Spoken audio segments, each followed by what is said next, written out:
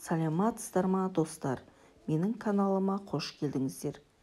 Менің каналымнан түрлі аңыз әңгімелер, ертегілер тыңдағыларыңыз келсе, каналыма тіркеліп лайк басып қолдап кетуді ұмытпаңыздар. Бүгін сіздермен ақылды үкінің тапқырлығы атты ертегімен бөлісемін. Бір орманда піл мен маймыл кездесіпті. Содан екеуі кезек-кезек мақтаныпты. Дүниеде менен күшті ешкім жоқ. Мен ашулансам, қандай ағаш болса да тамырымен жұлып аламын, дейді піл мақтанып. Ағаштан ағашқа мен сияқты ешкім секіре алмайды. Мен ептімін, дейді маймыл тезде сөйлеп. Піл мен маймыл осылай мақтана береді. Ең соңында үкіден сұрамақ болады. Үкі бір ағаштың бұтағында ұйықтап отыр екен. «Уа, данышпан үкі!» дейді маймыл бұтақтан бір қолымен ұстап тербеліп тұрып. «Өй!» деп үкі шошып кетеді. Бағдаршам сияқты үп-үлкен көзін бір ашып қалып, қайта жұма қояды. «Не болып қалды? Айта беріңдер!» Піл, «Дүниеде ең күшті менмін» деп мақтанады. Ал мен оған «Дүниеде менен асқан епті жоқ» деймін. Төрелігін өзің айтып бер. Бір сөзбен айтқанда, дейді піл сөзге араласып, күшті болған жақсы ма, жоқ епті болған жақсы ма? Үкі ұзақ үнсіз отырады. Содан үп-үлкен көзін бір ашып қалады да қайта жұмады.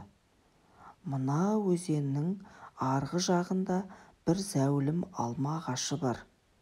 Жалғыз ғана ағаш. Соның ең болмағанда бір алмасын жесем, сонда ғана төрелік айта аламын, дейді үкі. Піл мен маймыл жүгіріп отырып өзенге келеді. Өзеннің ағысы қатты болатын. Содан маймыл, «Өзеннен қалай өтеміз?» деп уайымдайды. «Уайымдама, кел арқама мін. Өзеннен сені мен алып өтемін. Мен күштімін ғой», деп піл тұмсығын көкке көтеріп мақтана қышқырып қалады. Маймыл лып етіп пілге мініп алады. Екеуі өзеннен өтеді. Зәулім биік алма ағашының жанына келгенде піл алмаға тұмсығы жетпейтінін көріп, «Алманы қалай жинаймыз?» деп уайымдайды. «Сен осы жерде тұр», дейді маймыл қуанып. «Қазір тез өрмелеп шығамын да жемісті саған лақтырып тұрамын. Мен ептімін ғой». Екеуі осылай бір-біріне көмектесіп алманы жинап алады. Содан қайтадан үкіге келеді. Үкі тағы да көпке дейін көзін ашпайды. «Уа, ормандағы құс атаулының ақылдысы, біз саған алма келдік. Соны жеп ал да өзіңнің әділ төрелігіңді айт», дейді маймыл. «Сен өзеннен өзің өттің бе?» дейді үкі көзін ашпаған күйі. Піл өткізді. «Еп дедің ғой, ебің көмектеспеді ме?» «Ағысы қатты тау өзен екен, ағызып кетуі мүмкін еді». «Ал піл, сен зәулім биіктегі жемісті қалай тердің?»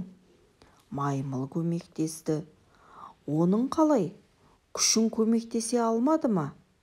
«Жоқ, егер маймыл көмектеспесе, мен жеміс жинай алмас едім». «Дұрыс», дейді үкі.